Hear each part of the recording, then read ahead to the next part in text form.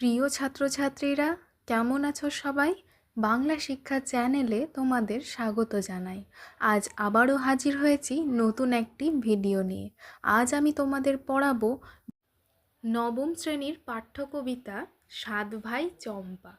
তাহলে চলো মূল আলোচনায় আসা যাক।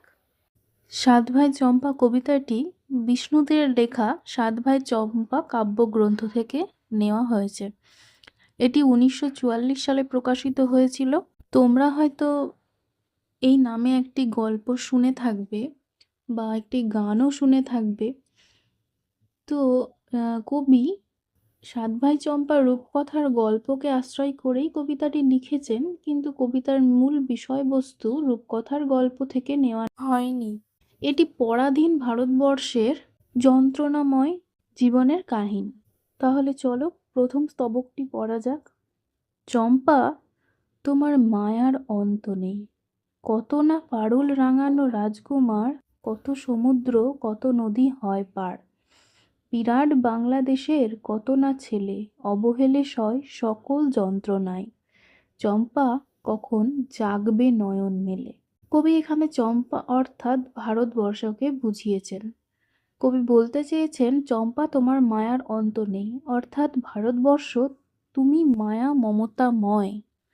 তুমি মায়ের মতন তোমার সকল সন্তানদের স্নেহের যত্নে আগলে রাখো। কত না পারুল রাঙানো রাজকুমার, কত সমুদ্র কত নদী হয় পার। এখানে পারুল রাঙানো রাজকুমার অর্থাৎ তিনি ভারতবর্ষের সন্তানদের কথা বুঝিয়েছেন, যারা কত সমুদ্র কত নদী পার করে বিভিন্ন দেশে গিয়ে নিজেদের প্রতিপত্তি বিস্তার করেছে। আবার কত সমুদ্র কত নদী পেরিয়ে বিভিন্ন দেশ থেকে বিভিন্ন সন্তান বা সামরিক শক্তি ভারতবর্ষে এসেছে। তারা কেউ আশ্রয়ের খোঁজে এসেছে, কেউ বা নিজেদের সাম্রাজ্য বিস্তার করতে এসেছে।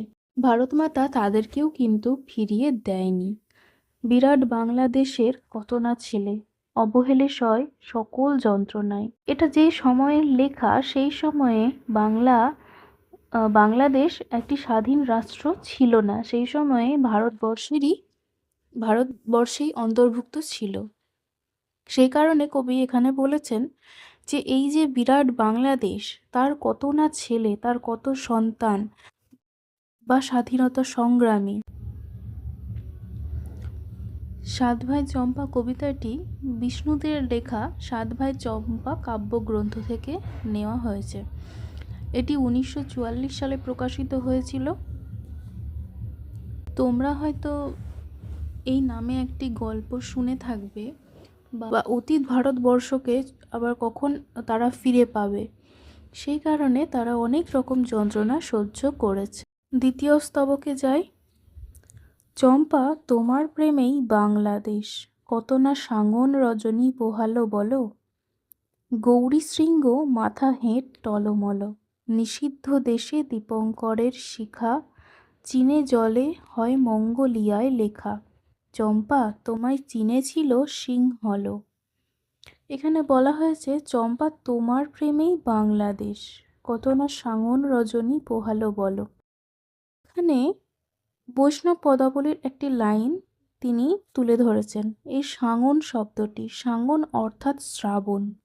শ্রাবণ অর্থে এখানে বুঝিয়েছেন যে অশ্রুস্নিগ্ধ বা অশ্রুস্নাত।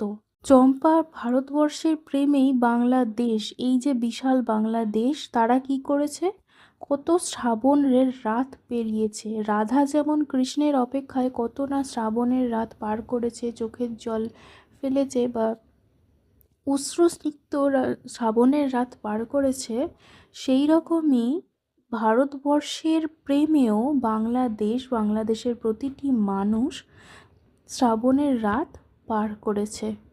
গৌরী শৃঙ্গ মাথা হেঁট টলমল, নিষিদ্ধ দেশে দীপঙ্করের শিখা, চীনে জলে হয় মঙ্গলিয়ায় লেখা। গৌরী শৃঙ্গ অর্থাৎ হিমালয়। এই লাইনের অর্থটা আমি পরে বলছি, আগে তার পরের লাইনের অর্থটা বুঝিয়ে দিই। নিষিদ্ধ দেশ অর্থাৎ তিব্বতকে নিষিদ্ধ দেশ হিসেবে ধরা হয়, বা তিব্বতে যাওয়া পর্যটকদের যাওয়া এখনো পর্যন্ত নিষিদ্ধ।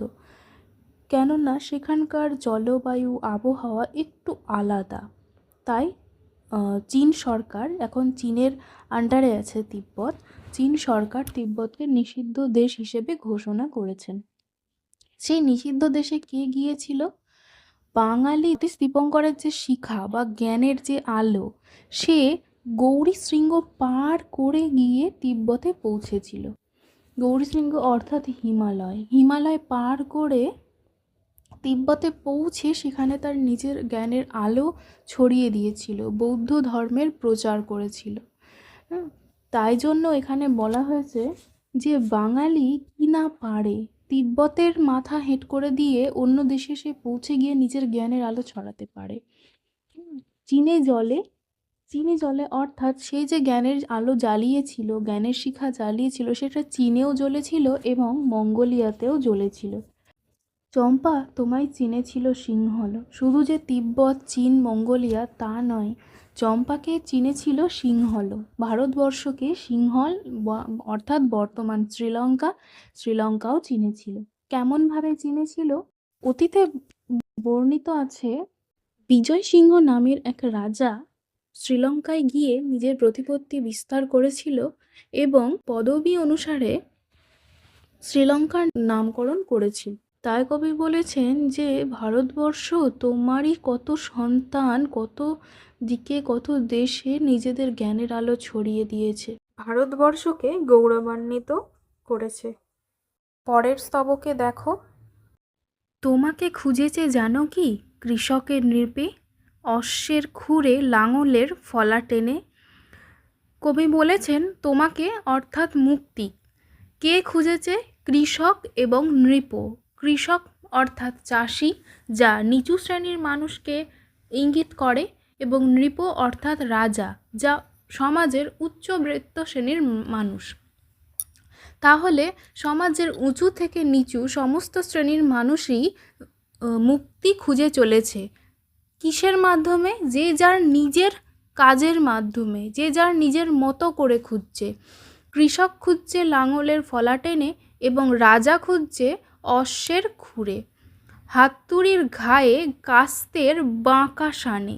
হাতুড়ির ঘায়ে কারা হাতুড়ি নিয়ে কাজ করে? শ্রমিক শ্রেণীর মানুষ।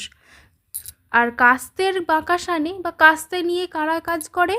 সেটাও করে শ্রমিক শ্রেণীর মানুষ। তাহলে শ্রমিক শ্রেণীর মানুষেরা খুঁজে চলেছে। ভাটিয়ালি গানে কপিল মুনির দ্বীপে। ভাটিয়ালি গান হলো মাঝি মল্লারদের গান। মাঝি মল্লাররা নিজেদের গানের মাধ্যমে স্বাধীনতা খুঁজছে। কপিল মুনির দ্বীপ বলতে এখানে পূর্ব ভারতকে বোঝানো হয়েছে।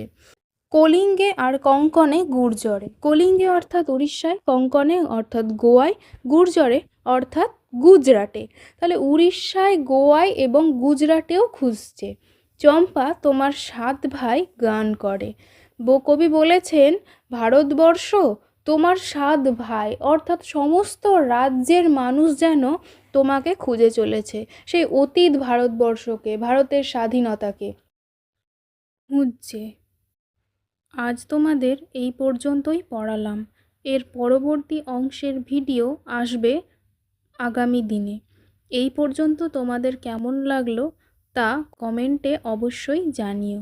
ভালো লাগলে লাইক, শেয়ার এবং সাবস্ক্রাইব করে দিও। ধন্যবাদ।